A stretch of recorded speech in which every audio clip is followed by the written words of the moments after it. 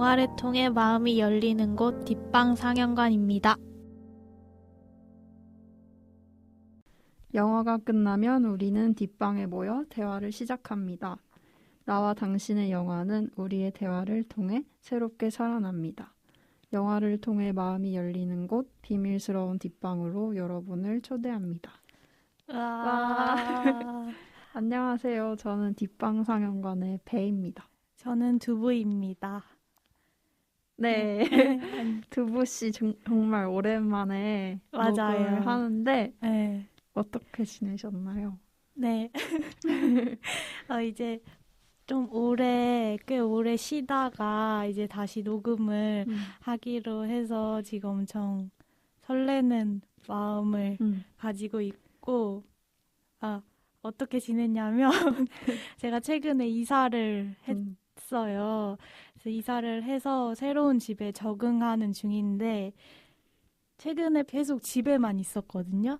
집에만 하루 종일 있다 보니까 알게 된 사실인데, 저희 집이 평일에 한 점심과 저녁 사이에 피아노 소리가 들려요. 근데 그게 매일 그렇게 들리더라고요.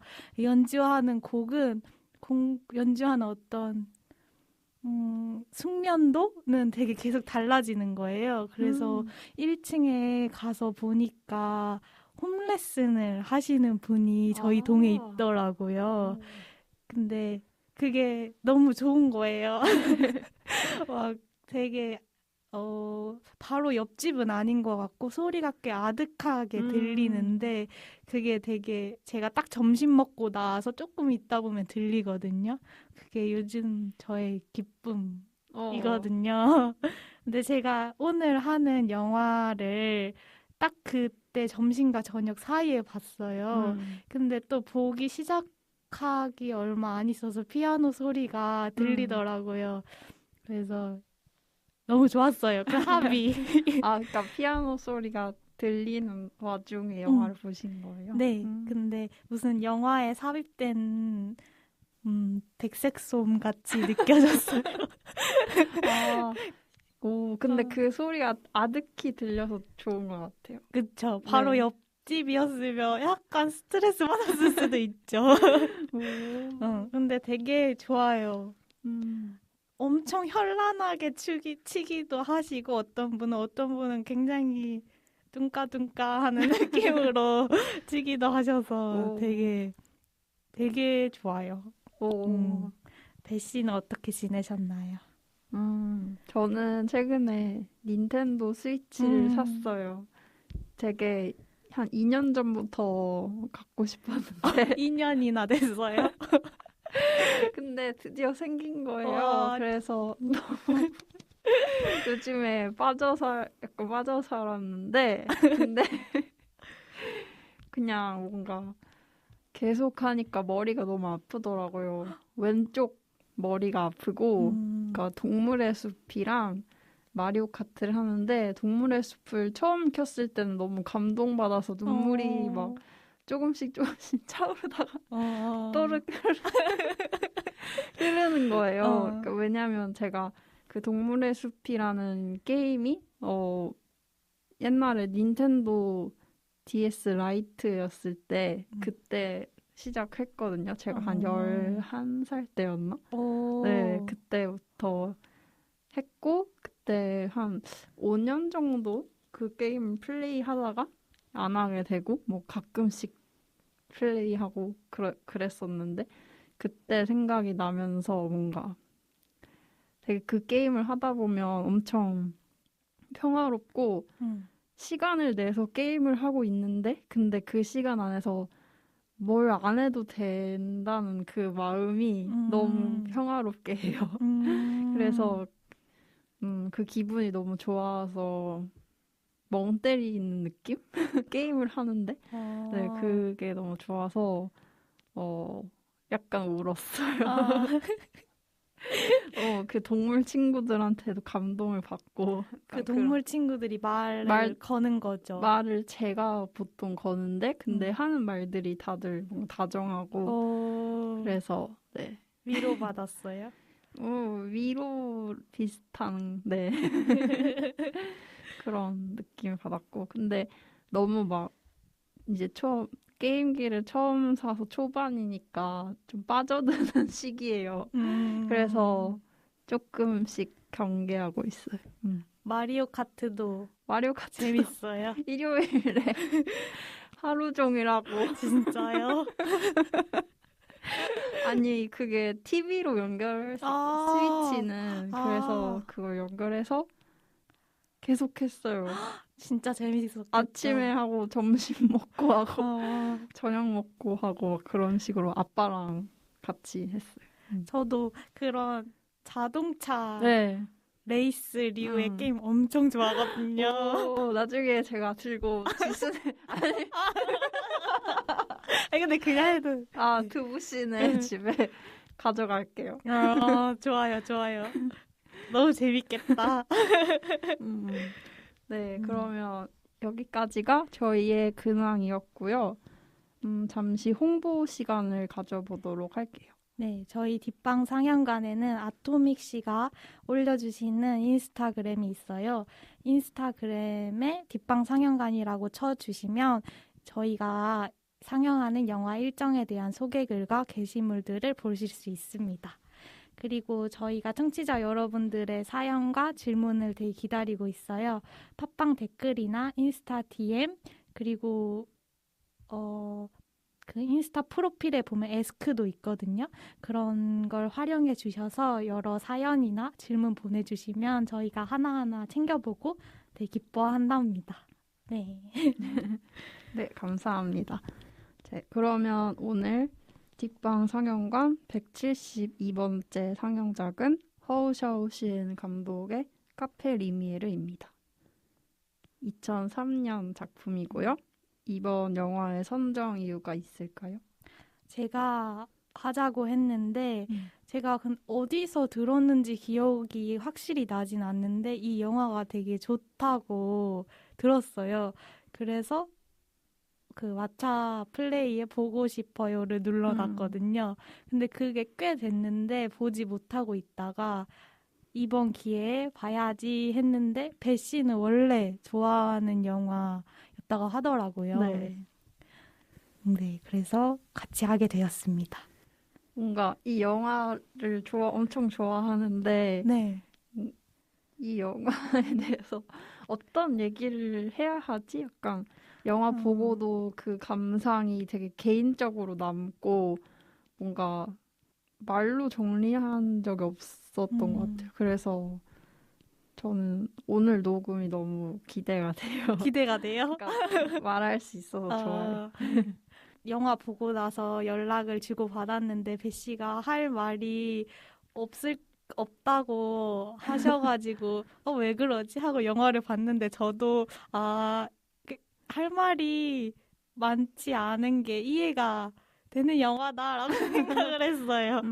네, 근데 또 정리를 하다 보니까 말할 거리가 좀 생겨서 저도 오늘 녹음이 기대가 됩니다. 네. 그러면 영화에 대한 간단한 소개부터 시작을 하도록 할게요.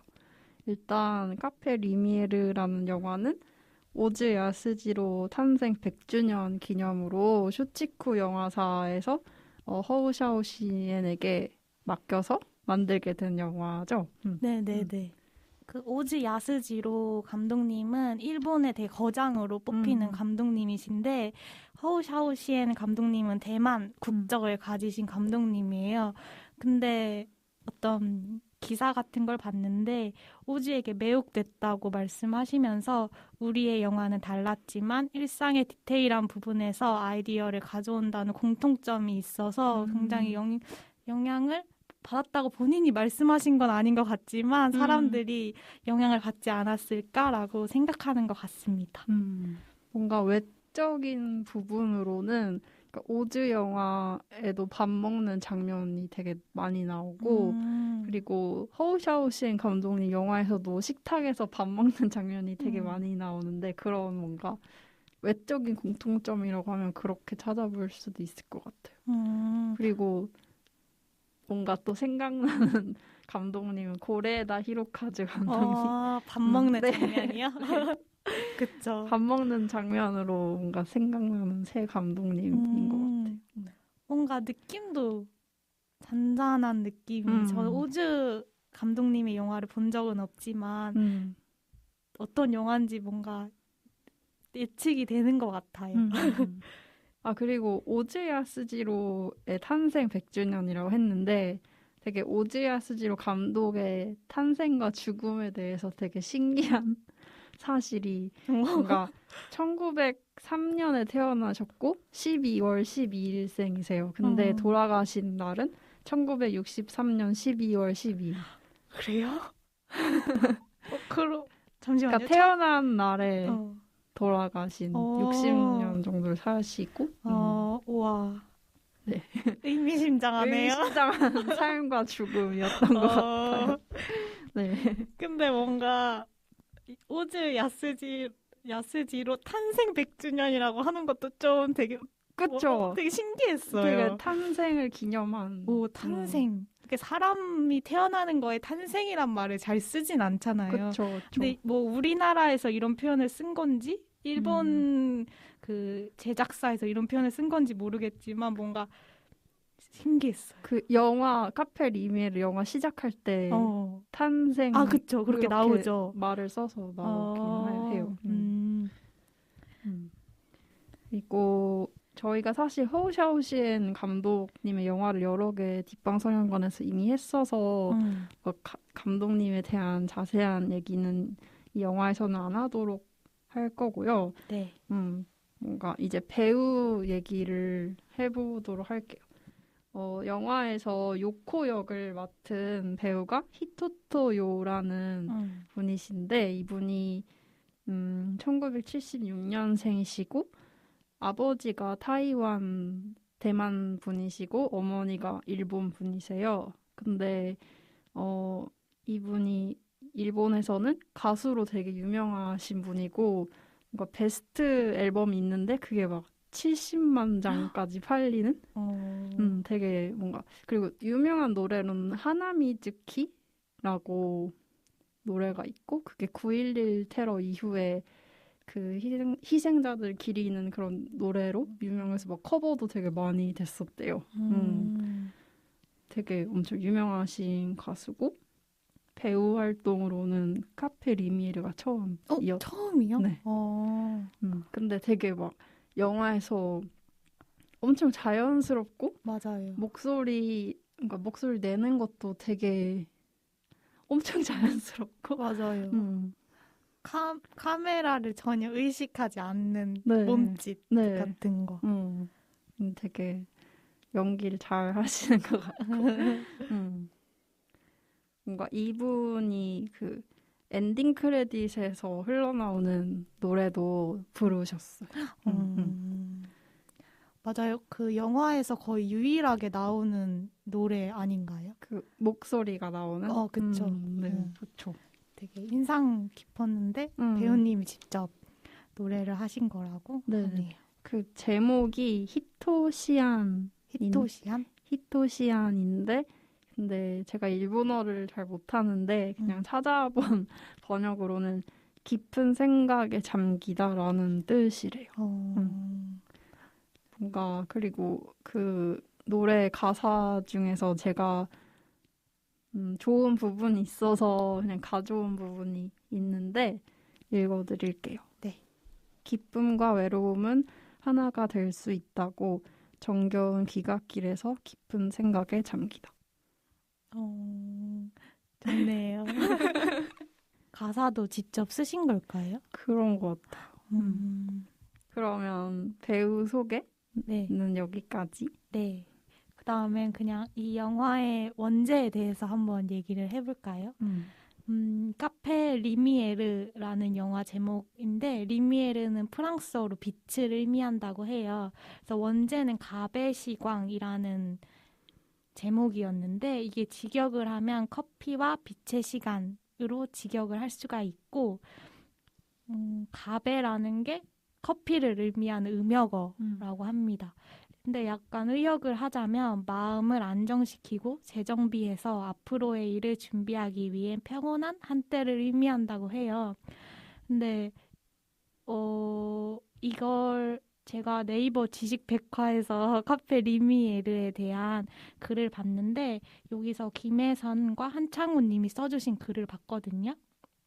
근데 이 원제에 대해서 이분들이 이야기하길 이 감독님이 허우 샤오시엔 감독님이 오즈를 기념하는 동시에 자신의 현재를 점검하고 새로운 출발을 고민하기 위해 오즈의 영화를 기념해서 영화를 만드는 자신의 상황을 표현한 제목이 아닐까라고 해석을 하시더라고요.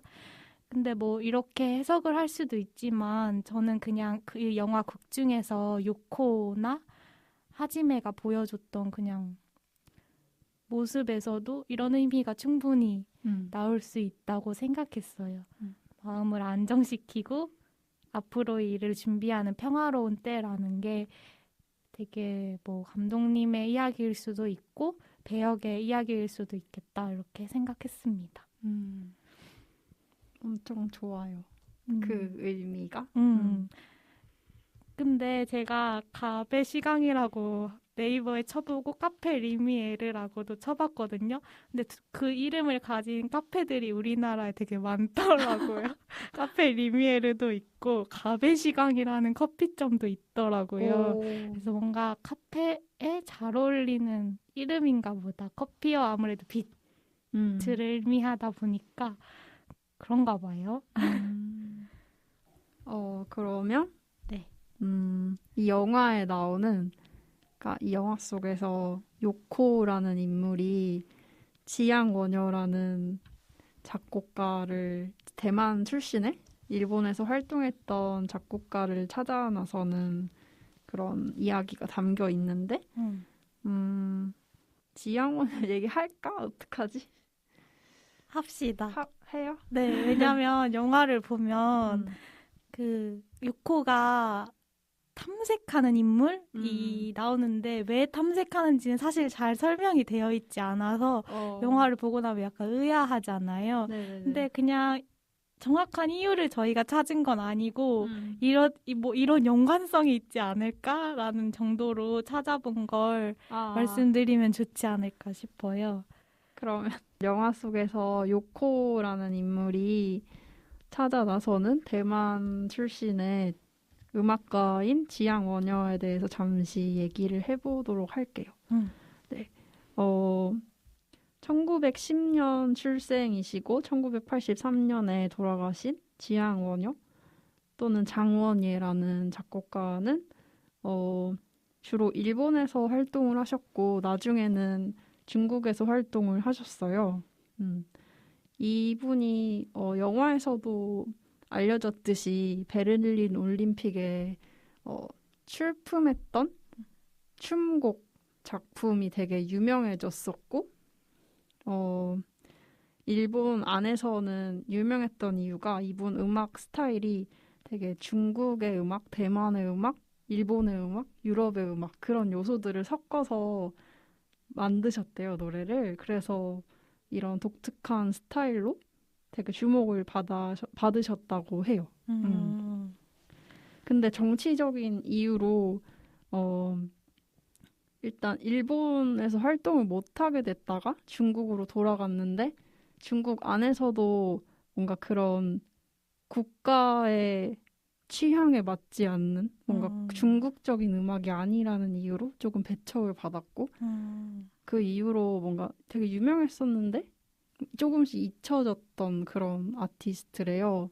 근데 이분의 죽음 이후에 조금 좀 아시아나 일본 또 대만에서 관심을 다시 가지기 시작한 작곡가라고 하더라고요. 이 요코가 이 지양원여에 대해서 영화 속에서 설명하기로는 그 중국에 나온 이야기까지는 나오지 않고 그냥 대만 출신이고 일본에 와서 음악을 하게 됐다.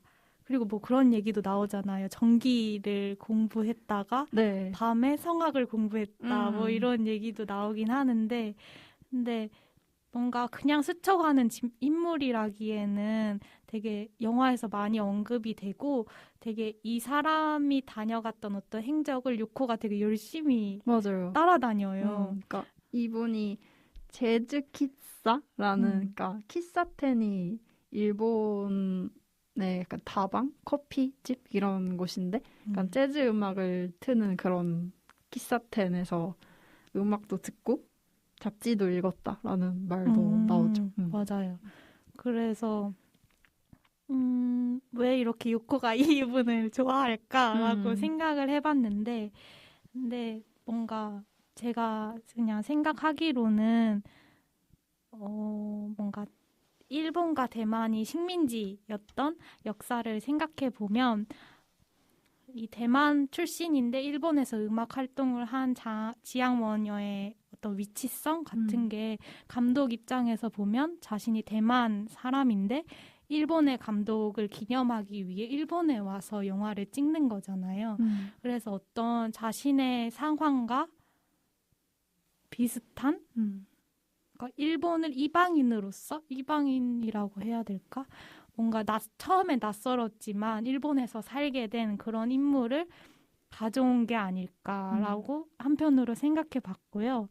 또 다른 쪽으로 그냥 요코의 입장에서만 생각해 보면 요코도 대만을 왔다 갔다 하기도 하고 그리고 뭔가 애인이 대만에 있다고 하기도 하고 나중에 지향원녀의 일본인 부인도 만나게 되잖아요. 그런 상황들이 어떤 요코의 자신의 상황과 중첩돼가지고 요코가 이 인물에 관심을 가졌던 게 아닐까라고 그냥 생각을 해봤어요. 요코 자신도 대만인 연인이 있고 그 연인과 아이를 가지고 있어서 그쵸. 뭔가 과거에 자신과 비슷한 상황에 놓였던 인물이라고 생각을 해봤을 수도 있을 것 같아요. 자신 아니면 애인이라던가. 아무튼 뭔가 겹치는, 그러니까 지향원녀의 삶과 감독님의 삶, 그리고 요코의 삶이 어느 정도 겹쳐지는 부분들이 있어서 그냥 어떤 상징적인 인물로 둔 게 아닐까라고 생각이 들었습니다. 네. 또 이 영화가 오즈야스지로 탄생 100주년을 기념하는 영화잖아요. 근데 오즈의 영화들은 그러니까 일본이 대만을 점령하던 시기를 담고 있음에도 불구하고 그 시기에 뭐랄까 일본 내에서 대만과 관련된 연결고리가 등장하지 않잖아요. 그렇죠. 근데 그런 도쿄에 지향원녀의 이야기를 그리고 또 요코의 이야기를 넣어서 뭔가 그런 일본과 대만의 정치적인 관계를 조금 뭐랄까 불러일으키는 영화에서 그런 지점도 있는 것 같아요. 맞아요. 그런 장치로 해석해 보는 것도 좋을 것 같아요. 왜냐하면 오즈가 그린 도쿄는 아무래도 오즈는 식민 지배국의 국민이었고 그 다음에 샤오시엔 아무튼 위치가 좀 다르잖아요. 그래서 근데 영화 속에서 그 정도예요. 뭔가 맞아요.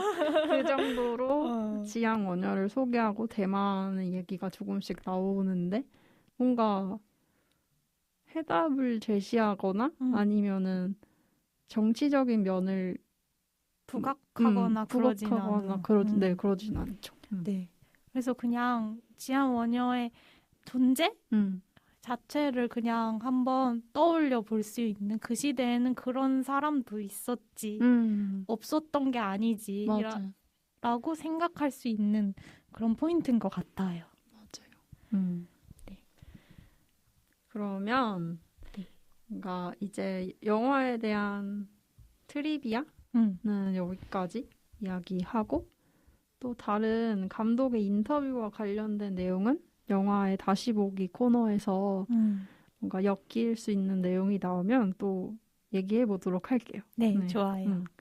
그러면 줄거리를 소개해 주시겠어요? 네. 선선한 바람이 부는 여름날 요코는 베란다에 빨래를 널고 있습니다. 자주 찾는 서점 주인인 하지메로부터 걸려온 전화를 받은 요코는 하지메에게 대만 출장을 잘 다녀왔다는 인사와 함께 자신이 꾼 꿈에 대한 이야기를 들려줍니다. 아기가 바뀌었고 바뀐 아기는 얼음이었다는 이상한 꿈이었습니다. 부모님이 사시는 타카사키로 성묘를 가기 전에 요코는 서점에 들러 하지메로부터 요코가 찾던 대만 출신 음악가 지앙워녀에 대한 책을 건네봤습니다. 더불어 요코가 꾼 아기 꿈이 북유럽의 고블린 이야기와 비슷하다는 이야기를 듣습니다. 성묘를 하기 위해 오랜만에 부모님 집에 온 요코는 우선 잠을 푹 자고 일어나 밥을 먹다가 엄마에게 자신이 임신했다는 사실을 말합니다.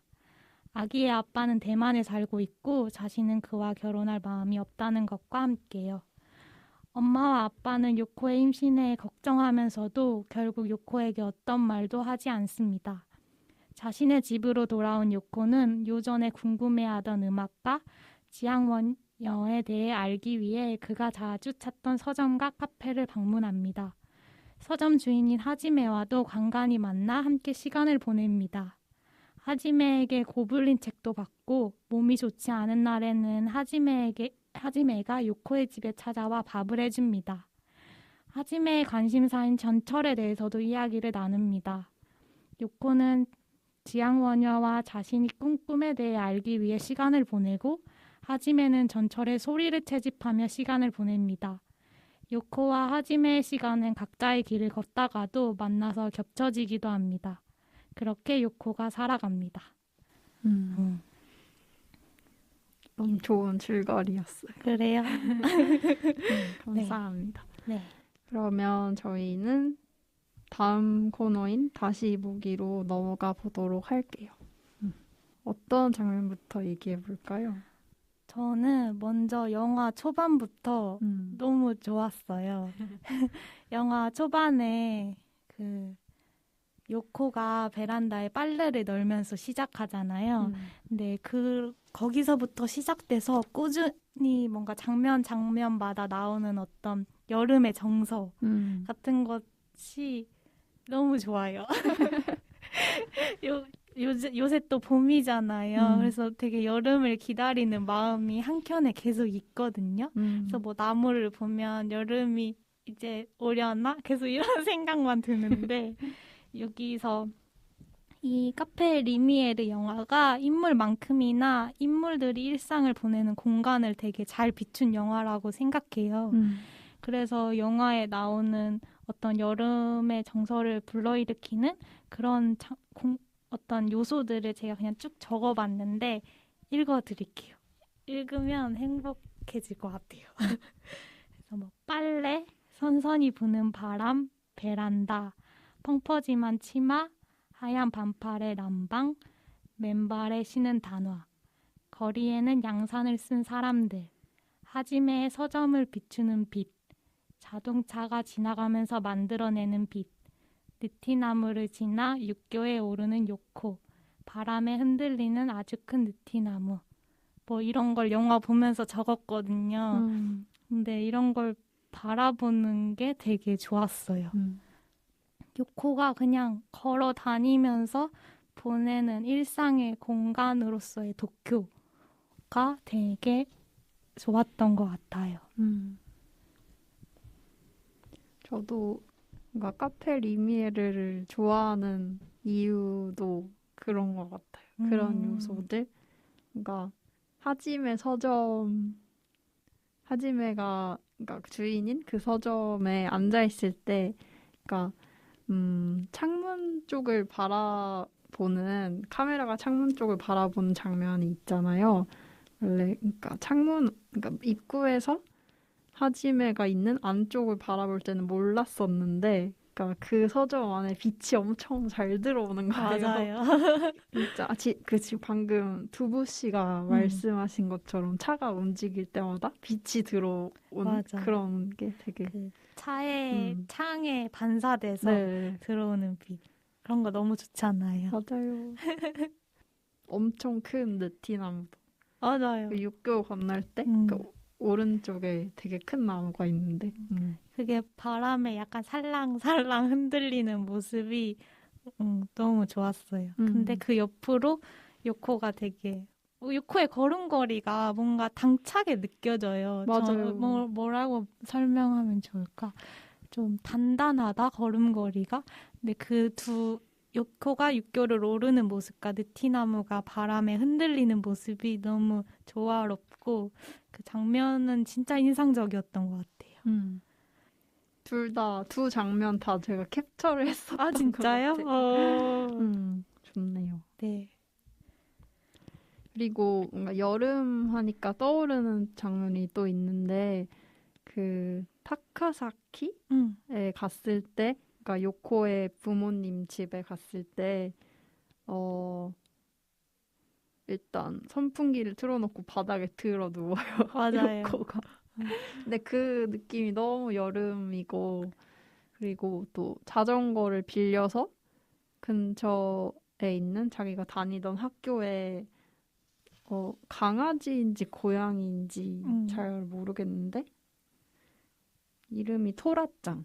토라짱을 보러 갔었어요. 근데 자전거를 탔는데 비가 오는 거예요. 맞아요. 네, 그런 여름에 비 올 때 느낌도 느껴지고 그런 자기가 좋아하는 동물 친구를 보러 가는 그 마음도 겹쳐지고 그래서 그 장면이 되게 좋았던 것 같아요. 근데 그 되게 신기했던 거는 뭔가 토라짱을 보러 나갔을 때가 엄마 아빠가 요코의 임신 사실에 대해서 요코가 없으니까 둘이 얘기하는 그 시간이었던 거예요. 맞아요. 그러니까 요코는 토라짱 생각을 하면서 나가고 여름을 즐기고 있는데 부모님은 뭔가 한숨을 쉬면서 이제 연금 생활을 시작해야 되는데 뭔가 요코 쟤는 모아둔 돈도 없고 우리가 어떻게 해야 하지? 이렇게 고민하고 있는 때였던 거죠. 그 남자는 취업은 했을까? 이러면서. 맞아요. 근데 토라짱을 보러 갔을 때 요코의 태도도 되게 신기했는데 그냥 거기 계시는 가게 주인분한테 계속 되게 서슴없이 말을 걸잖아요. 근데 요코가 계속 그런단 말이에요. 되게 음악가 지향 원효에 대해 찾아다닐 때도 되게 거기 있는 가게 주인분들한테 되게 막 질문을 엄청 잘하는 거예요. 근데 그것도 그런 요코의 걸음걸이와 성미 어떤 그런 게 느껴지는 부분이었던 것 같아요. 그리고 그런 대범함? 네. 토라짱을 생각하는 대범함. 뭔가 그런 조심스러움이 없는데 무례하지 않고 맞아요. 되게 당찬 맞아요. 그 느낌. 네. 그런 인물의 특성 같은 게 어떤 한 장면에서 확 와닿는 게 아니라 영화 전반에 걸쳐서 서서히 느껴지는 것 같아요. 네, 맞아. 그리고 뭔가 부모님과의 관계도 생각해 보면 일단은 부모님 집에 와서 자신의 임신 사실을 알리게 되잖아요. 맞아요. 근데 되게 말할 때 별일 아닌 것처럼 얘기를 해요. 야식 먹다가. 네. 낮잠을 자고 왜냐면 조금 졸린가 봐요. 그러고 임신 때문에 좀 몸이 힘들어하는 모습도 보이기는 하는데 그러고 나서 엄마는 되게 표정은 걱정이 많은 것 같은데 일단 요코가 그냥 얘기하게 두거든요. 요코가 대만인 애인이 있고 그 애인과 같이 낳게 될 아이인데 혼자 키우겠다라고 하고 결혼도 하지 않겠다고 하잖아요. 그리고 자신이 있어 혼자 키울 그런 얘기를 하는데 묘하게 설득력이 있어요. 잘할 것 같아요. 잘할 것 같아요. 네, 근데 모아둔 돈은 없고 그런 맞아요. 문제가 또 있어서 그런 것들을 부모님이 그러니까 생각하고 있는, 걱정하고 있는 상황이었죠. 근데 그 장면에서 되게 좋았던 거는 요코가 그런 자신 있게 하는 말들에 대해서 속으로는 어떻게 생각할지 모르는데 근데 표정으로는 조금 탐탁지 않은 것 같았어요. 맞아요. 근데 그래도 뭔가 자기가 하는 말에 대해서 그냥 그렇게 말을 하게 두고 그렇게 행동하게 뭐랄까 크게 개입하지 않는? 근데 그게 막 차갑게 그냥 하고 싶은 대로 두는 그런 게 아니라 뭔가 신뢰가 있는 것 같았었거든요. 그런 모습이 좋았던 것 같아요. 맞아요. 저도 그 부모님이 요코의 집, 도쿄에 있는 요코의 집에 오는 장면도 있잖아요. 그 엄마가 감자조림을 해가지고 와서 요코한테 뭐 임신 몇 개월 잘했지? 뭐 이 정도의 질문하고 근데도 되게 그 임신에 대해서 조금 말이 오가긴 해요. 그 남자는 뭐 우산 만드는 집이고 근데 왜 내가 결혼을 하기 싫은지 그 남자가 마마보이고 내가 우산을 그럼 결혼하면 우산 만들어야 되는데 그게 싫다 뭐 이런 대화도 하긴 하는데 부모님은 그거 말고도 더 얘기하고 싶어 하는 것 같았거든요. 그래서 뭔가 우물쭈물한 느낌이었는데 근데 요코는 별로 진짜 개의치 않고 감자절임을 냠냠냠냠 막 맛있게 먹는 그 장면이 되게 좋았는데 거기서 어떤 부모님 아까 배가 말한 것처럼 부모님이 요코를 대하는 태도가 되게 묵직한 느낌이 들었어요. 막 그 엄마가 아빠한테 꼭 이런 말만 안 하지 뭐 이런 식으로 말을 하긴 했는데 저는 그게 그러니까 말을 안 하는 게 회피처럼 느껴지는 게 아니고 그냥 어떤 요코한테 일어난 어떤 일을 받아들이고 있는 중인 것 같았어요.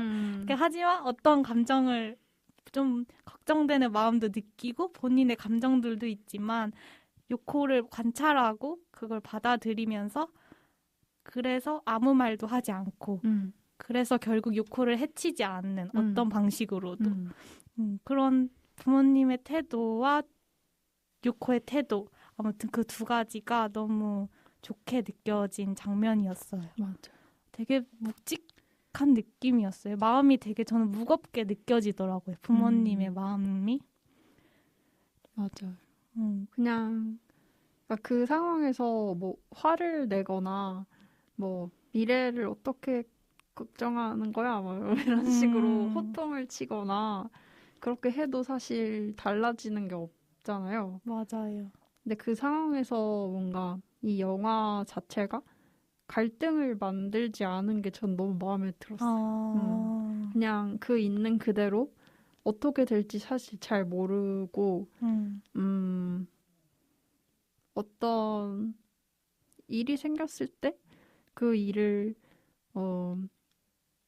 잘 해결해 나가기 위해서 무슨 일을 할지는 미리 알 수 없는 것들이잖아요. 그래서 근데 또 요코의 성미, 요코의 특성 그런 것들을 보면 잘 할 것 같고 그런 마음이 뭔가 확실하게 들어서 뭔가 비관하거나 아니면 미리 걱정하는 것보다는 훨씬 건강한 태도로 그냥 매일매일을 사는 느낌이었어요.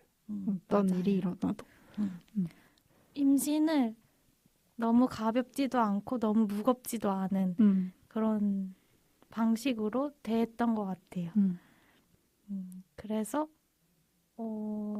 다른 어떤 일보다 잘 중요해 뭐 이런 일도 아니고 그냥 일상에서 일어난 일이지.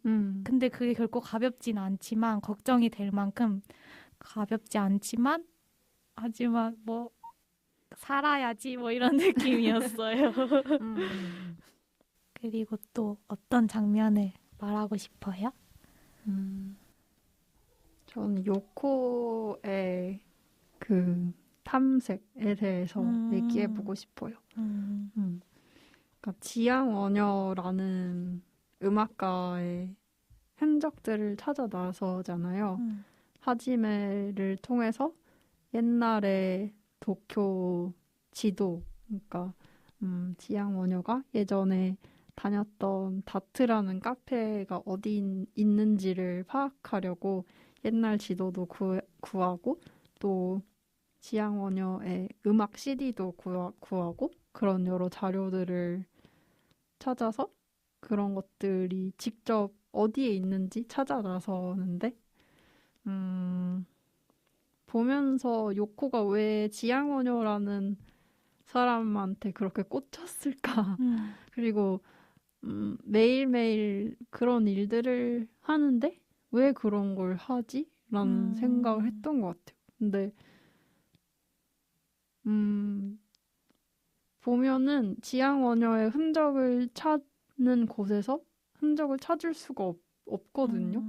어떤 서점에 가서 물어봤는데도 너무 옛날 일이라 알 수 없다라는 말을 듣고 또 다트라는 카페가 있었던 자리에 가봤더니 전혀 뭔가 카페가 있을 것 같지 않은 되게 높은 건물이 있고 그리고 자꾸 도시 안을 도쿄를 돌아다녀요. 자꾸 헤매고 다니는데 뭔가 그냥 그저 사라진 흔적들을 보는 것만으로도 만족스러웠던 것 같아요. 그냥 그 예전에 어떤 특정한 것을 있는 그대로 찾을 수 없다는 걸 알고 있는데도 뭔가 실망하지 않는 것 같은 느낌? 그래서 그게 무슨 마음인지 참 궁금해요. 과거라고 하면 그냥 과거라고 말할 수 있는 그런 흔적들을 찾아다니는 거잖아요. 그런 게 요코한테 어떤 의미가 있었을지 사실 영화를 보고 나서도 잘 모르겠긴 해요. 근데 그 네이버 지식 백화에서 읽은 건데, 근데 이런 과거를 쫓으며 현재를 살아가는 요코의 모습을 어떤 오즈의 세계를 쫓으며 영화를 만들어가는 감독 허우샤오시안의 행보와 겹쳐져서 해석하는 사람들도 있더라고요. 요코는 도쿄에 살고 도쿄를 돌아다니지만 그 요코가 걷던 길이 아마도 감독님이 오즈를 떠올리면서 일본을 걸어 다니는 모습이 아니었을까라는 생각을 했다고 하세요. 그래서 감독님한테 오즈의 영화는 과거일 수도 있잖아요. 그래서 그런 의미가 있을 수도 있겠다라고 생각했습니다. 가끔 그런 게 있는 것 같아요. 뭔가 과거의 어떤 것들을 검색해 나가는데, 그러니까 직접 걸어 다니지 않아도 인터넷에서 무언가 옛날의 것을 찾으려고 했을 때 그 사이트에 링크는 남아있는데 사이트에 들어갔을 때 비어 있다거나 뭔가 근데 그런데도 자꾸 찾고 싶고 뭔가 그런 흔적만이라도 갖고 싶고 그런 마음들이 있는 것 같아요. 그래서 그게 대체 뭘까 이렇게 싶다가도 제대로 뭔가 생각을 정리하지 않은 그런 느낌인데 근데 그런 행동을 카페 리미르에서 요코가 그러고 있는 걸 보고 왜 이렇게 하지? 그런 생각이 들었어요. 근데 그 행위 자체가 되게 만족스러운 것 같아요. 그런 걸 찾는 열중하는 시간이요? 네, 열중하는 시간. 근데 배 씨의 말을 듣다 보니까 사실 아까 전에 요코가 했던 행위에 대해서 과거를 쫓는다고 얘기를 했는데 사실 매번 새롭게 알게 되는 사실들이고 요코에겐 이미 과거가 아니고 현재인 거잖아요. 맞아요. 흔적이라고 하지만 그냥 본인에게 바로 닥친 장면이잖아요. 요코에게는. 그래서 과거로만 말할 수도 없겠다라는 생각도 드네요.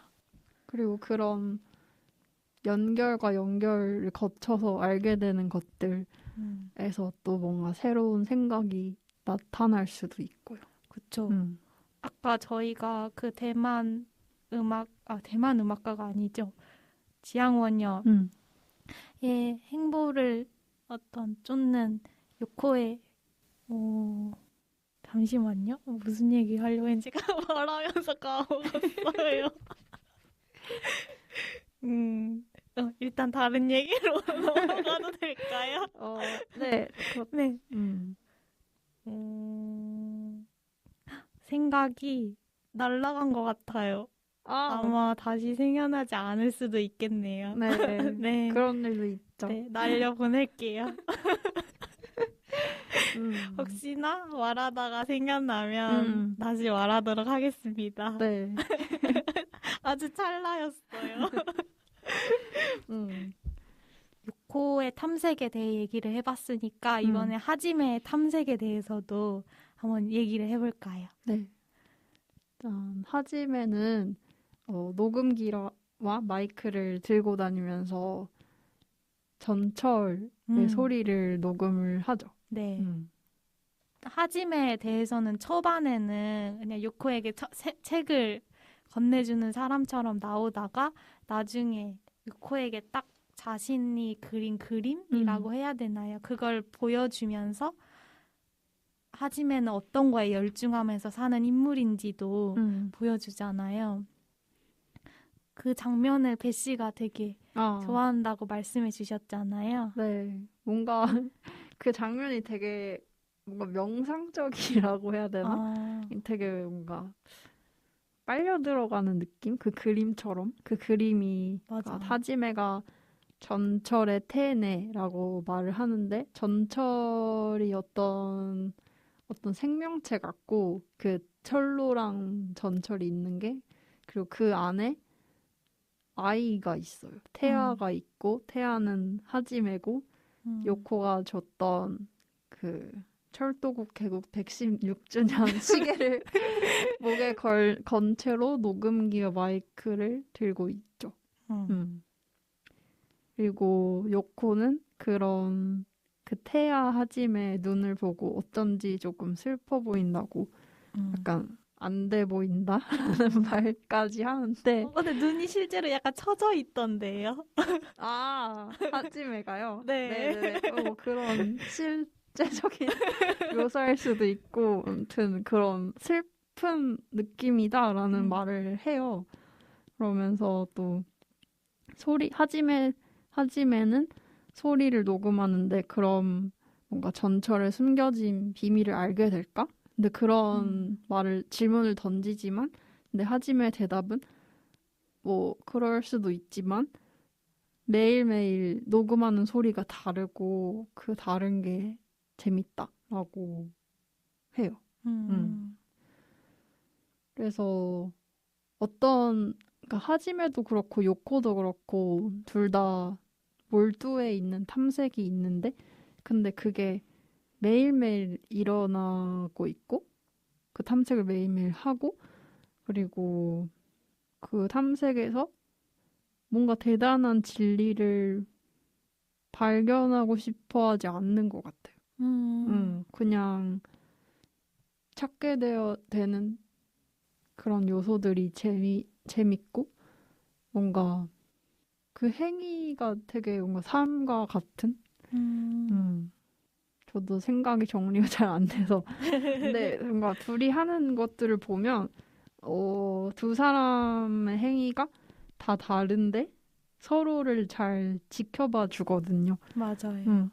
요코가 탐색하는 게 있으면 하지메가 도와주고 요코도 하지메를 우연히 만나서 전철에서 그래서 하지메가 녹음하는 걸 그냥 지켜봐주고 기다리고 서로가 그런 탐색했을 때 새로 발견한 사실들 같은 걸 공유해주고 그래서 두 사람의 관계도 되게 영화에서 인상 깊었던 것 중에 하나예요. 뭔가 둘이 뭔가 함께야 이런 느낌이 딱 엄청 단단하게 연결돼 있어 이런 느낌은 아니었거든요. 근데 각자의 길을 걷는데 그 각자의 길이 너무 계속 겹치는 느낌이라고 해야 되나? 근데 그 겹치는 순간이 너무 사력 있고 따뜻하게 느껴지는 거예요. 그래서 마지막 장면에서 요코가 지하철에서 졸고 있는데 하지메가 발견하고 미소를 짓거든요. 근데 그 미소가 너무 따스하게 느껴졌어요. 맞아요. 그리고 그렇게 엄청 우연하게 만나는 장면이 또 있는데, 근데 둘이 서로 눈치채지는 못하죠. 그러니까 각자가 다른 열차에 타고 있는데 하지메가 창가로 보이고 또 다른 열차 안에 요코가 창가에 있어요. 그래서 뭔가 서로 열차가 스치듯 지나가는데 근데 그 장면이 너무 그 두 사람의 관계 같았어요. 뭔가 그러니까 두 사람이 서로 연결되기도 하지만 떨어져 있는 시간도 있잖아요. 근데 뭔가 둘이 비슷하고 그래서 같은 길을 가는 건 아니지만 그래도 뭔가 평행선상에는 있는 그러다가 또 겹치기도 하고 하지만 그런 평행선을 보여주는 장면이었던 것 같아요. 네. 그래서 뭔가 초반부에는 요코의 삶이 이렇게 계속 그걸 내가 지켜보는 느낌이었는데 어느 순간부터는 두 개가 하지메의 삶과 요코의 삶이 두 가지 장면으로 계속 제 앞에 펼쳐지는 그런 느낌이었던 것 같아요. 그래서 뭔가 하지메가 뭘 하고 있고 왜 하는지 요코가 뭘 하고 있고 왜 하는지를 생각을 궁금해 하다가도 그냥 두 사람의 관계를 보면서 뭔가 뭘 하든 뭐에 몰두해 있든 그 이유를 쉽게 알 수 있는 건 아니지. 그렇게 생각하고 그냥 뭔가 그런 관계가 있으면 두렵지 않다라는 생각을 했던 것 같아요. 서로 사실 혼자만 있으면 뭘 할 때 그걸 하면서 불안할 수도 있잖아요. 의심도 들 수 있고. 근데 뭔가 누군가가 그냥 내가 이런 걸 하고 있어 라는 걸 알아봐주는 거? 그 사실만으로도 지속할 수 있고 그리고 하다 보면 또 알게 되는 것들이 새롭게 생기고 그런 마음인 것 같아요. 그래서 저는 보면서 마지막에는 뭔가 처음에 영화를 봤을 때 임신이 대단한 사건처럼 느껴지고 그걸로 영화가 쭉 이어지려나라고 생각도 했거든요. 근데 임신이 전부가 아니잖아요. 요코의 삶에. 그리고 임신을 했어도 어떤 변화가 있어도 자신이 이전에 찾아왔던 것들을 계속해서 찾아가잖아요. 하지메와 함께 하기도 하고 따로 하기도 하고. 근데 그런 모습을 보면서 뭔가 처음에는 인생에서 중요한 게 뭔지를 중요한 게 대체 뭘까라고 질문을 던지는 것처럼 느껴졌는데 맨 나중에 가서는 삶에서 중요하지 않은 게 대체 뭐가 있어? 라고 질문을 던지는 것처럼 느껴졌어요. 그러니까 하루하루 내가 내 삶을 꾸려가는 어떤 행위들이 뭐 실패하기도 하고 의미를 설명할 수도 없고 이유를 막 뚜렷이 보여지는 것도 아니지만 뭐 괜찮지 않아? 이런 느낌을 받았던 것 같아요. 맞아요. 그리고 그렇게 매일매일 쌓일 것들을 생각하면 뭔가 기분이 좋아요. 맞아요. 든든하지 않아요? 네. 하지메가 녹음하는 것도 쌓이고 요코가 찾는 것도 쌓이고 맞아요. 우리는 단 한 며칠만 지켜봤던 건데 그게 몇 년을 쌓이면 어마어마한 게 되는 거잖아요. 그쵸. 그게 또 나 혼자 하는 게 아니고 든든할 것 같아요. 그럼 다시 보기는 여기서 마무리할까요? 근데 저 또 얘기하고 싶은 네. 게, 그러니까 하지메와 요코가 둘이 나오는 장면에서, 카메라가 되게 가까워지고 인물한테, 그러니까 둘이 이야기를 하는 그런 장면에서요. 그리고 뭐 요코나 하지메가, 도쿄 시내에서 뭔가 걷거나 뭘 찾고 있거나 그럴 때는 다른 행인과 다를 바 없이 되게 멀리서 찍잖아요. 근데 그런 거리감이 되게 좋았었던 것 같아요. 뭔가 되게 개인적인 활동을 하고 있고 또 거리 안에 있는 사람일 때가 있고 집 안에 있을 때는 나의 집이고 뭔가 되게 사적인 이야기를 하잖아요. 근데 그런 관계를 장면과 장소마다 다르게 반영해서 보여주고 있는 게 좋았던 것 같아요. 저는 사실 아까 배씨가 말해준 장면 중에 그 하지메와 요코가 전철에서 우연히 마주친 장면이 기억이 안 나거든요. 그래서 그런 식인 것 같아요. 그러니까 뭐랄까 사적인 공간에선 인물에 엄청 집중해서 장면을 보여주지만 배씨가 말씀해주신 대로 어떤 도쿄의 거리를 비추거나 전철을 비출 때 요코나 하지메만 있는 건 아니잖아요. 네. 되게 균형 있게 그 배경과 아니면 지나가는 사람들을 동등한 위치에서 모두 비추고 있기 때문에 제가 놓친 게 억울하지 않은 그런 느낌이랄까요. 그래, 놓쳤을 수도 있겠다, 이런 마음이 들어요. 그리고 그 장면에서 서로가 서로를 눈치채지 못했어요. 너무 좋은데요? 그래서 그냥 뭔가 카페리미에르의 뭐 어떤 장면, 예를 들면 요코가 걸어다니는 장면을 보다 보면 요코를 분명히 카메라가 따라가기는 하는데 근데 이 장면을 그러니까 요코를 알지 못한 채로 보고 있다면 누굴 따라가야 될지 잘 모르겠고 뭔가 그냥 멍 때리고 그냥 그 거리를 지켜보다 보면 다른 사람들도 되게 많이 보이거든요. 그렇죠. 저는 양산을 쓴 사람들이 그렇게 많이 보이더라고요, 눈에. 그리고 나무, 아까 느티나무 얘기도 했지만, 느티나무도 정말 많이 보였고, 그리고 다른 인물 하나 생각하니까 떠오르는 사람인데, 그 커피를 배달해주신, 자전거를 타고 커피를 배달해주신, 뭔가 할아버지? 카페 에리카의 너무 마스터. 그래서 너무 그 인물도 너무 화면에 갑자기 쑥 들어왔다가 갑자기 쑥 나가잖아요.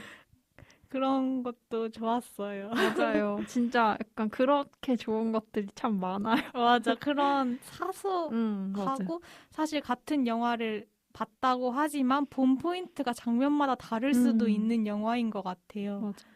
그래서 저는 영화 보면서 대사를 놓친 적도 있거든요. 그 하지메의 서점에서 요코가 와서 둘이 대화를 할 때는 그 같이 있던 개를 보느라고 그리고 막 자동차가 만들어내는 빛을 보느라고 대화를 놓쳐서 다시 돌아가고 막 그러기도 했거든요. 그런 매혹되는 지점들이 다 다르다. 순간순간. 맞아요. 네. 진짜 뭔가 이 영화를 보면서 진짜 삶을 찍은 것 같다라는 생각을 하게 되는 것 같아요. 실제로 뭔가 요코가 다녔던 곳들이 실제로 저희가 다닐 수 있을 만큼의 동선이라고 해요. 그러니까 정말 실제 도쿄에서 찍은 거죠. 그런 걸 생각하면 좋죠. 맞아요.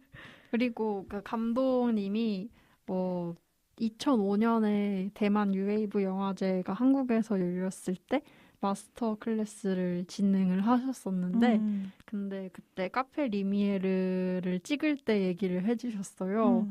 근데 그걸 도쿄에서 찍을 때 인물의 직업과 그런 배경을 생각을 했대요. 그래서 도쿄 지도를 펼쳐서 어떤 일을 하는 사람은 어디에 살고 어디에 가고 어딜 걷고 이런 것들을 생각하면서 뭔가 그 인물이 왜 그 공간에 있는지 그런 것들을 명확하게 조금 알아갔다고 해요. 그러니까 그 공간에 실제로 있어보고 사람을 생각하면서 그런 삶을 만들어 간 거죠.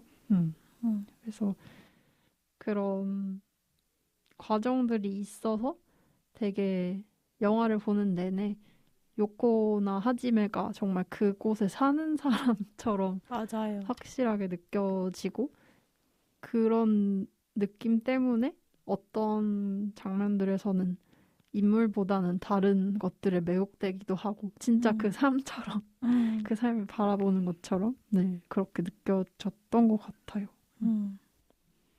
영화를 어떤 공간에서 어떤 준비를 하면서 찍었냐에 따라 그게 저희한테 느껴진 거잖아요. 그런 과정이 쌓여서 느껴졌다는 사실이 좋은 것 같아요. 네, 그러면 여기까지 네.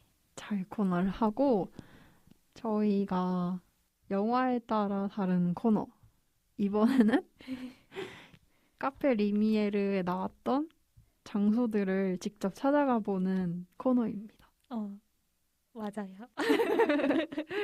제목을 뭘로 할까요? 뭐 영화 기행? 거창하게.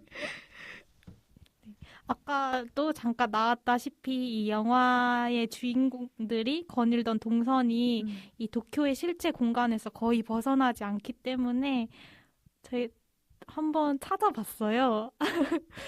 저는 그 구글 맵을 이용해서 그리고 구글 어스로도 한번 들어가 봤는데 되게 정말 그 영화에서 나온 장소들이 그렇게 멀지 않더라고요. 도쿄도 나름 큰 도시잖아요. 네. 근데 여기 나온 공간들은 되게 한 곳에 밀집되어 있다라는 느낌을 받았어요.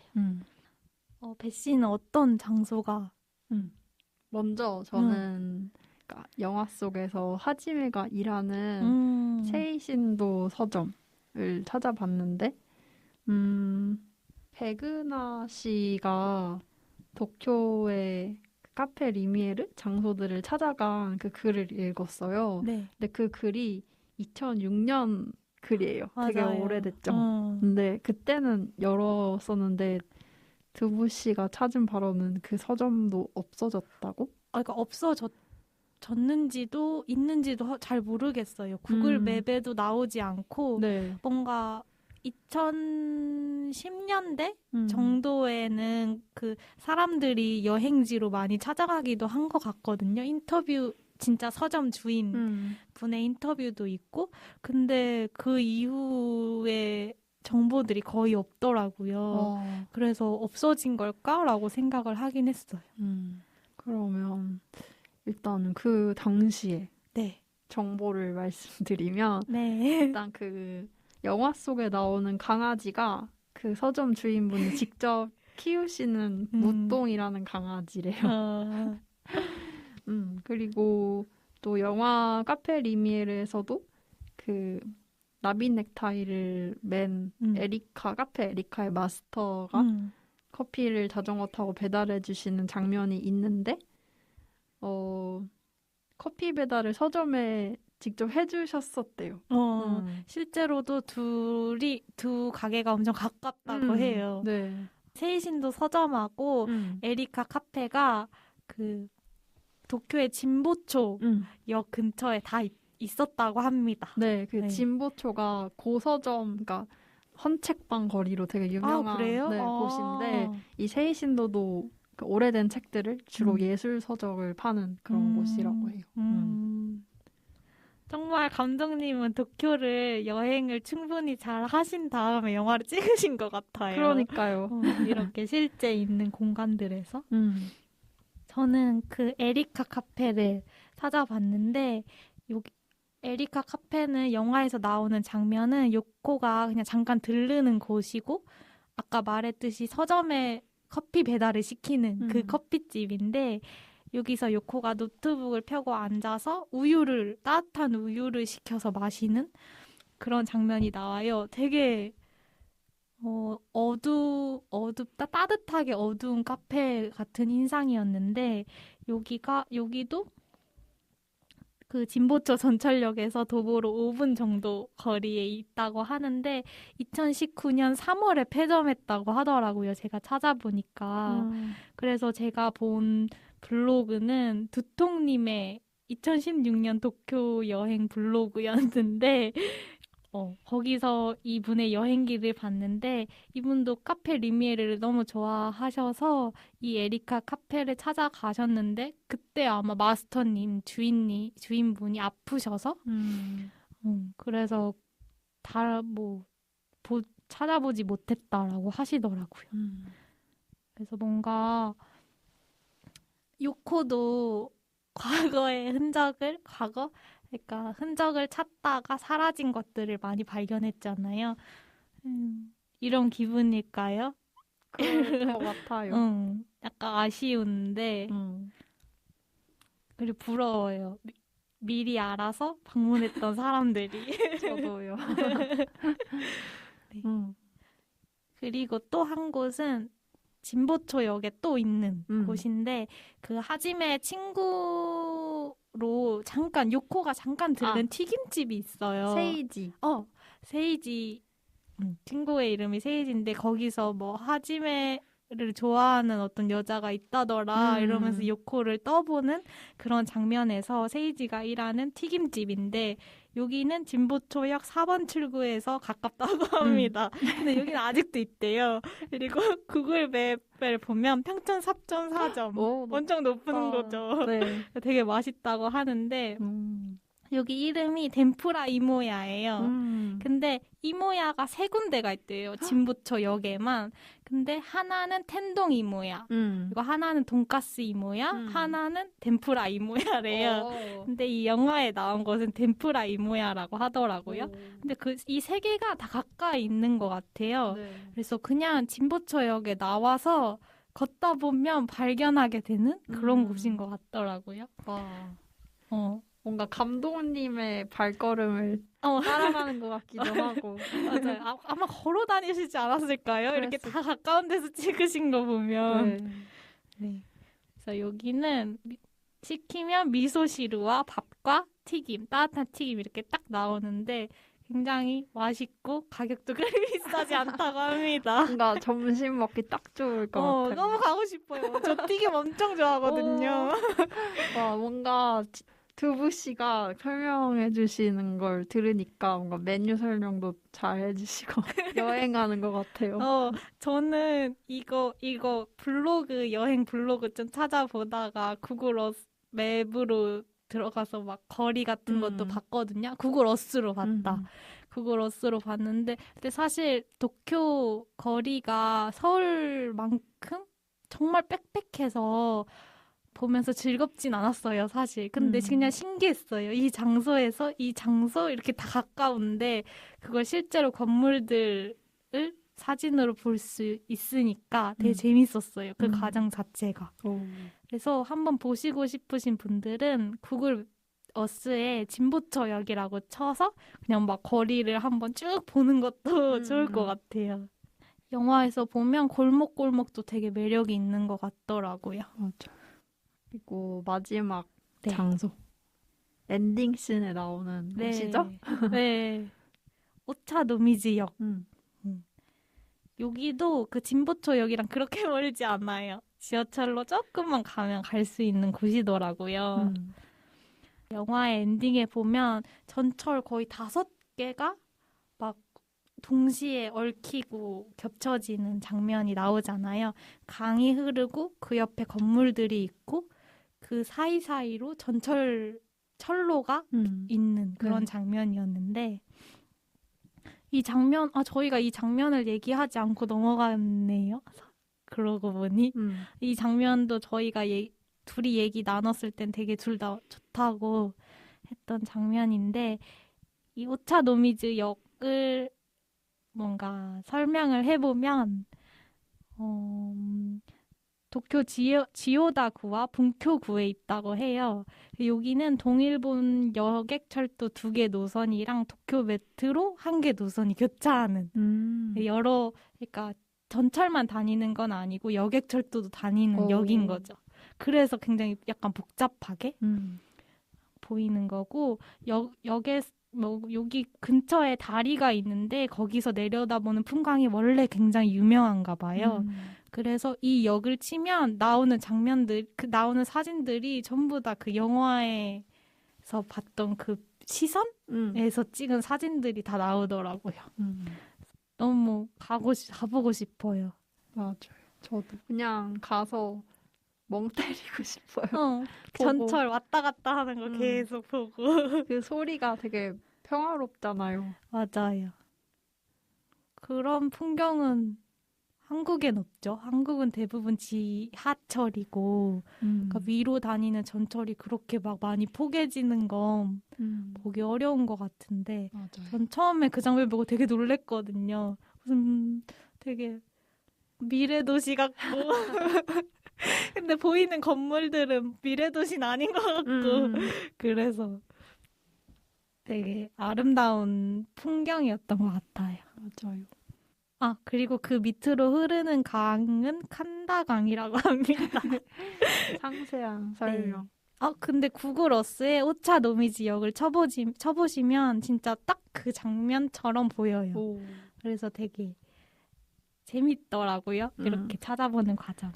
네. 만약에 도쿄에 가게 된다면 꼭 찾아가 볼 거예요. 네. 너무 재밌을 것 같아요. 그리고 뭔가 생각이 나는 거는 뭔가 꼭 에리카에 가지 않아도 그냥 근처에 좋은 카페를 가면 좋은 거 아닌가? 맞아요. 그런 생각도 드네요. 되게 좋은 거리일 것 같아요. 거기서 요코가 들어갔던 공간은 뭐 그 정도 없어졌다고 하더라도 그 거리 자체는 다 있는 거잖아요. 요코가 막 걸어 다녔던 거리. 거기 실제로 있으면 되게 기분이 좋을 것 같아요. 그래서 카메라 들고 찰칵찰칵. 요코처럼. 요코가 찾아다녔던 것. 우리도 요코의 흔적을 찾아다니는 거죠. 너무 재밌을 것 같아요. 여긴가 하면서 영화 속 장면이랑 똑같이 찍어보고. 그러면 이쯤에서 마무리할까요? 네. 영화 여행 재밌었어요. 네, 그러면 그들 각자의 영화관 코너로 넘어가 보도록 할게요. 네. 두부 씨에게 카페 리미에르가 어떤 의미를 가지는지 얘기해 볼까요? 저는 뭔가 영화를 다 보고 나서 가장 크게 다가왔던 건 요코와 하지메의 태도인 것 같아요. 뭔가 삶을 살아가는, 아까도 많이 말한 것 같긴 한데, 뭔가,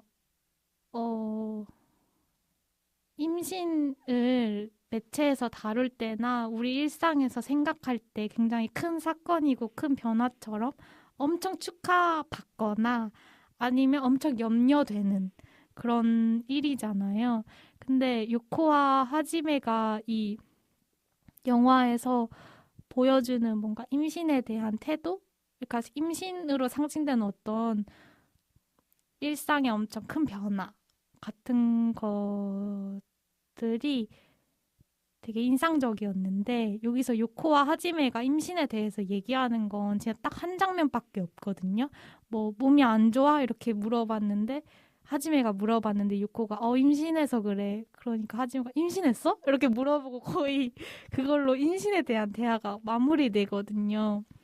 근데 이런 게 뭔가 그런 그 이야기를 하고 임신에 대한 이야기를 하고 임신에 대한 이야기를 나누고 나서도 뭔가 엄청 변화가 있는 게 아니라 본인이 이전에 보냈던 시간을 보냈던 방식으로 또다시 시간을 보내잖아요. 그런 게 임신에 대해 무관심하거나 그걸 되게 가볍게 여기는 것과는 다르게 느껴졌어요. 영화에서 보면 요코가 굉장히 우유를 많이 마시는데 저는 카페에 가서 우유를 시키는 게 인상적이었거든요. 처음에는 요코가 우유를 되게 좋아하나? 라고 생각했는데 나중에는 임신을 해서 커피를 안 마신 건가? 라고 생각이 들긴 하더라고요. 근데 그렇게 요코는 자신의 몸에 대해 신경을 쓰고 있었고 하지메도 요코가 몸이 안 좋을 때는 집에 와서 같이 밥도 해주고 그러잖아요. 그러니까 그런 장면들이 같이 겹쳐지면서 그러니까 무관심과는 다르지만 겉으로 보기엔 사실 그 일에 대해서 말하지 않는 거니까 무관심과 다를 바가 없어 보이지만 세세하게 보면 굉장히 상냥한 태도, 서로에게 가지고 있는 상냥한 태도, 그리고 삶을 대하는 엄청 미지근한 태도라고 해야 될까요? 그런 느낌이었는데 불같은 태도가 아니고 네, 그런 것들이 저한테 크게 느껴졌어요. 요즘 뭔가 제가 딱히 하는 거 없이 보내고 있거든요. 그러니까 약간 울적해지는 마음 같은 게 있는데 그런 유코나 하지메를 보면서 되게 위로받았던 것 같아요. 네. 뭔가 요코랑 하지메가 살아가는 태도가 되게 바람직해 보여요. 바람직이라는 단어가 되게 안 어울리네요. 그러니까 제가 바라는 바람직. 네, 뭔가 어떤 일이 있어도 자기가 좋아하는 것들 계속 하고 그리고 적당한 거리로 서로를 지켜봐주고 그런 매일매일이 있고 또 걷다 보면 보이는 좋은 것들도 있고 둘 다 중심을 되게 잘 잡는 사람들인 것 같아요. 맞아요. 그러면서도 둘 다 뭔가 현실에 있으면서도 뭔가 동떨어진 느낌이 들거든요, 저는.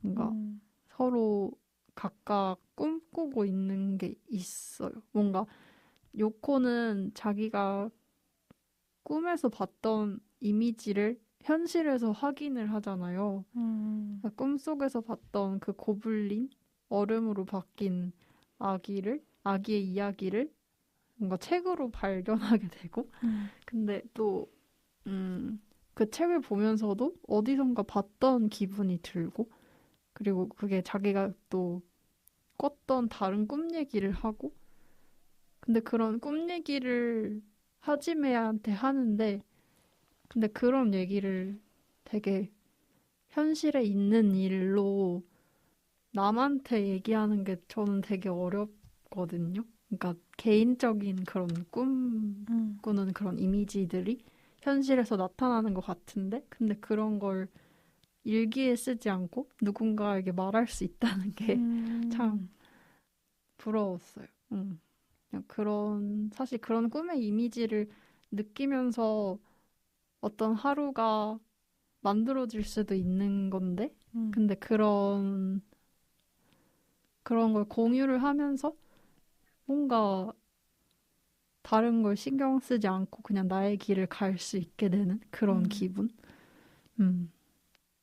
내가 느끼는 걸로 나의 하루를 채우고 그런 요코의 모습이 되게 부러웠던 것 같아요. 그리고 하지메도 자기가 그린 그림 속에서 뭔가 표현을 하고 있고 뭔가를 꿈꾸고 있고 그리고 그런 행동들을 하잖아요. 녹음을 하면서 뭔가 전철의 아기? 그게 무슨 의미인지 잘 모르겠지만 근데 그런 이미지들을 쫓아가고 만들어가고 있는 모습 그리고 서로 그런 걸 요코가 알고 있고 그런 관계 뭔가 아무런 걱정이 없어지는 그런 기분이 들어요. 그러니까 물론 걱정되는 일들이 있겠지만 그냥 그렇게 자기가 좋아하는 일 하면서 사는 삶 좋다. 그런 생각이 들어요.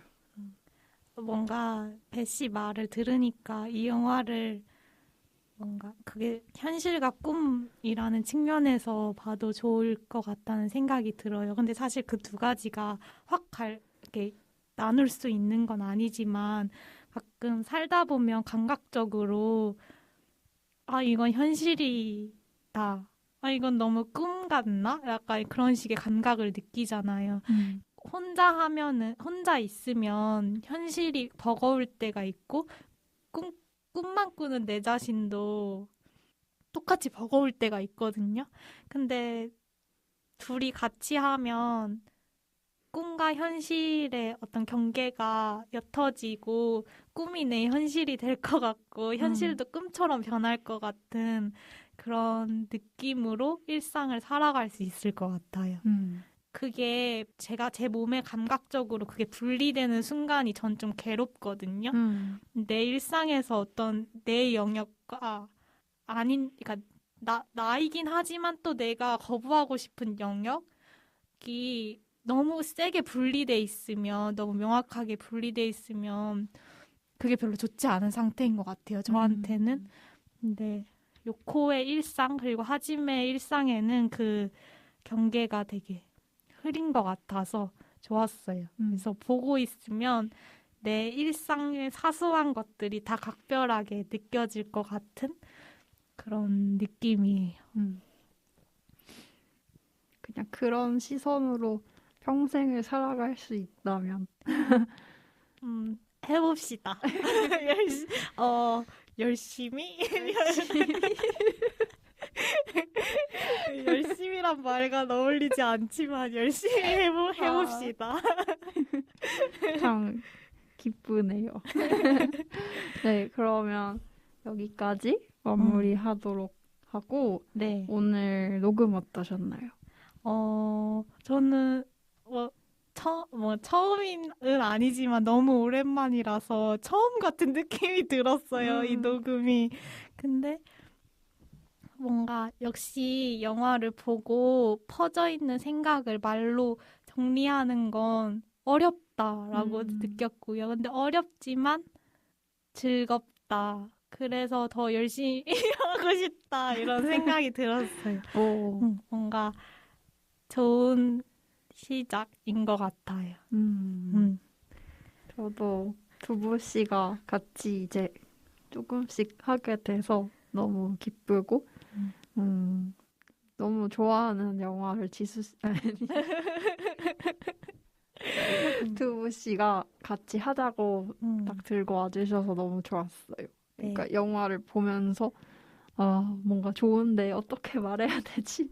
하는 그런 생각들을 그래도 조금이나마 말을 할 수 있게 돼서 재밌었어요. 네. 말로 할 수 있게 되는 건 또 다르게 느껴지는 것 같아요. 영화를 보고 나서. 그래서 말로 정리가 잘 뭔가 완벽히 됐어 한 느낌은 아니지만 네. 정리하고 나니까 영화가 좀 더 가깝게 다가온 느낌이에요. 맞아요. 그런 시도들을 계속 해봅시다. 좋아요. 네, 그러면 마무리하도록 할게요. 네. 상영이 끝났으니 계단 조심하셔서 천천히 나가주시기 바랍니다. 다음 영화도 기대해주세요. 안녕. 안녕. 와. 재밌다.